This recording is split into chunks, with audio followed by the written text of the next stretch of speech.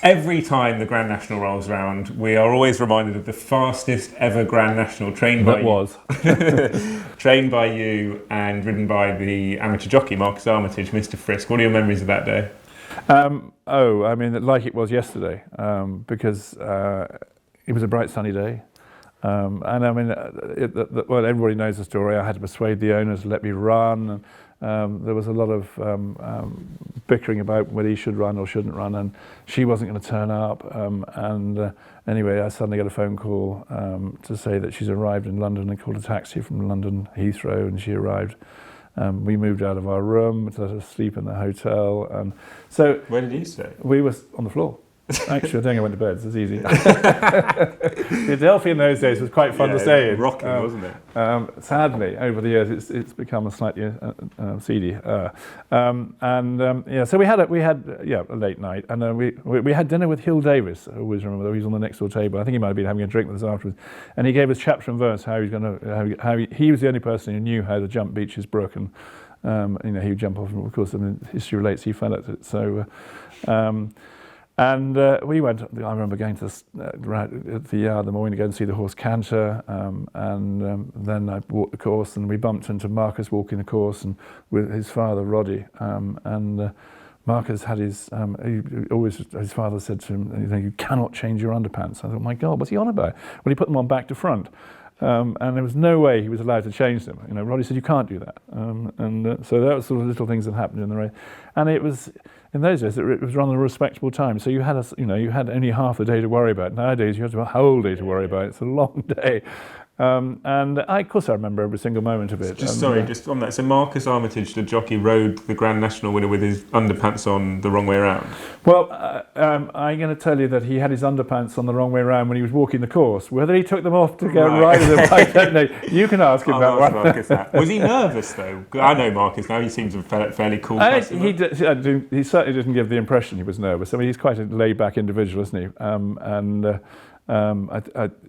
G was in hospital, if you remember, his sister, it was because she was meant to be riding a horse in the race, and she got injured the day before, if I remember rightly, and it was really quick ground. I mean, really quick ground. I remember walking it and thinking, Christ Almighty, this is like the road. And of course, he loved it. That's what he wanted. And it was the first year of the modified fences.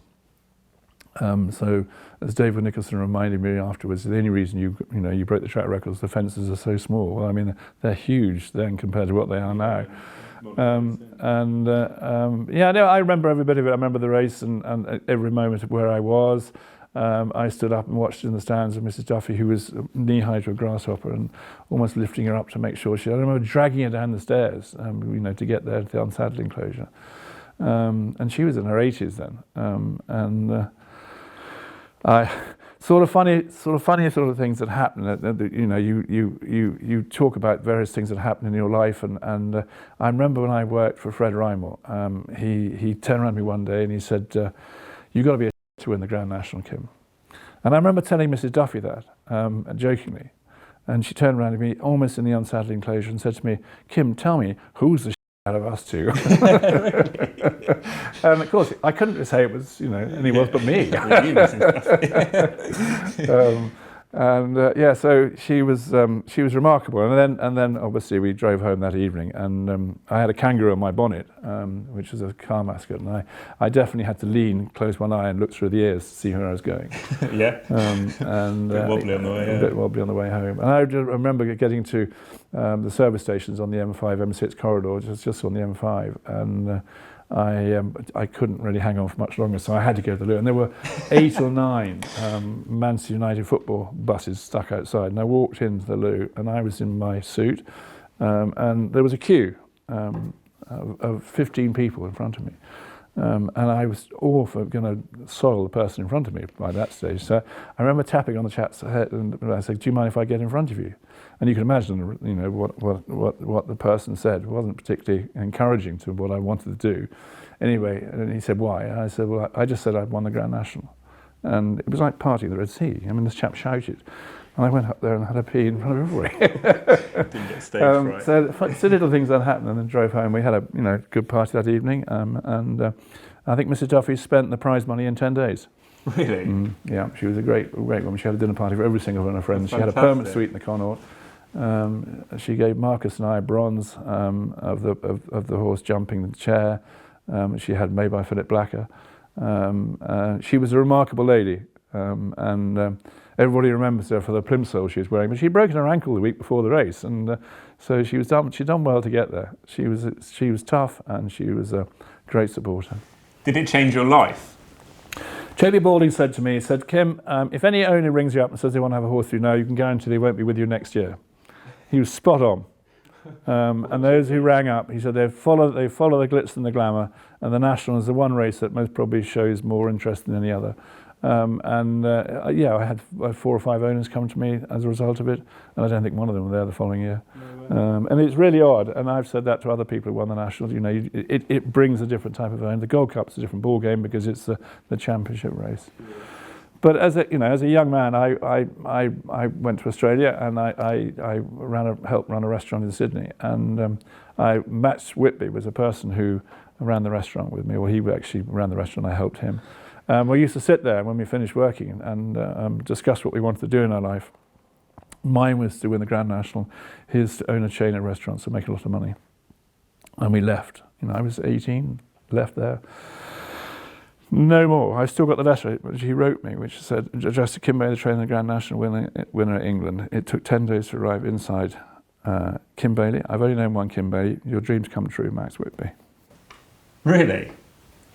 And some years later, my son goes on his gap year, breaks his neck in Sydney, and the one person I want to get in touch with is Max Whitby. And I never thought about, I didn't have an address for him or whatever, and didn't bother. And bizarrely,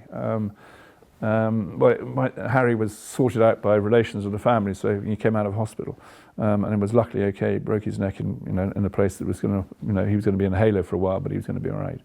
And 10 days later, I had an email from this chap, Max Whitby, out of the blue, saying, I've just, don't know why, how, whatever, I just ended up on your website and I see your son's injured himself, can I help? And I said, he's on his way home. I said, if you're ever in England, can we meet up? So I think 6 months later he was in England, and we met for dinner in the Wheat Sheaf in Northleach, and we were still there at breakfast. How good was that reunion? It was really interesting, because he married the front of house, and he brought over some letters from some of the girls who used to work with me, and so that was good fun. And then I went back to Sydney. Well, my son's now working in Sydney, and he's become a good friend of Max. I had lunch with him when I was over there 18 months ago, and luckily I had Harry with me, because at the end of it I was in a situation when I needed someone to hold on the back of my head and my collar to turn me left or right, otherwise I would never have made it through the door.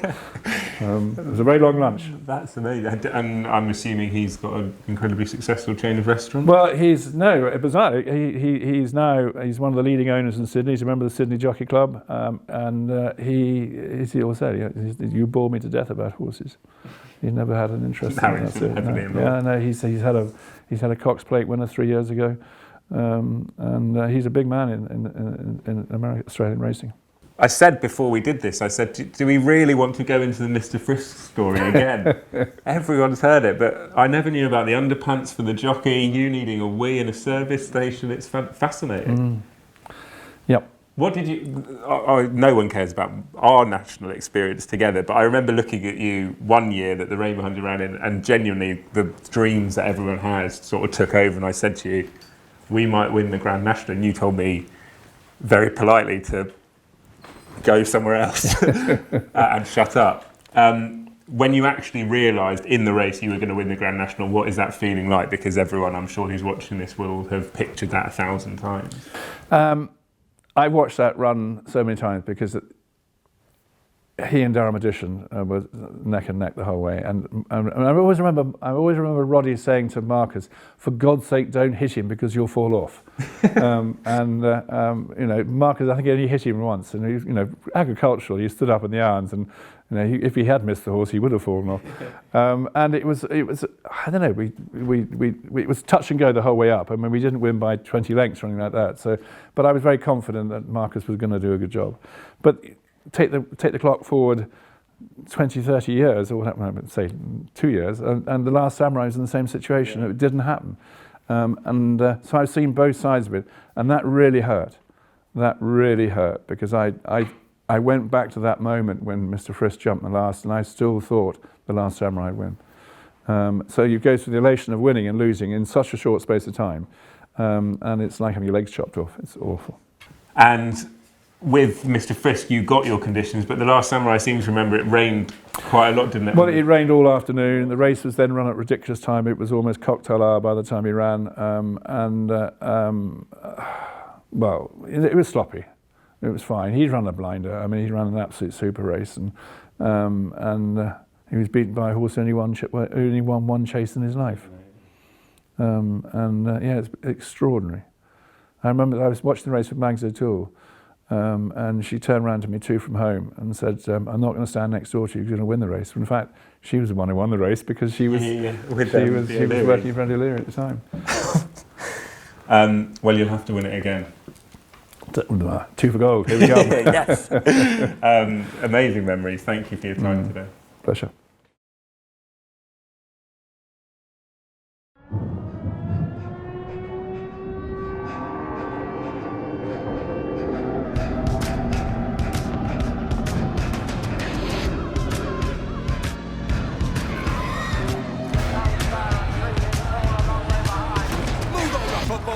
Cheltenham coming through, and Sky Bet are on the charge, with money back as actual cash if you lose on the first race of the festival. Sky Bet, that's betting better.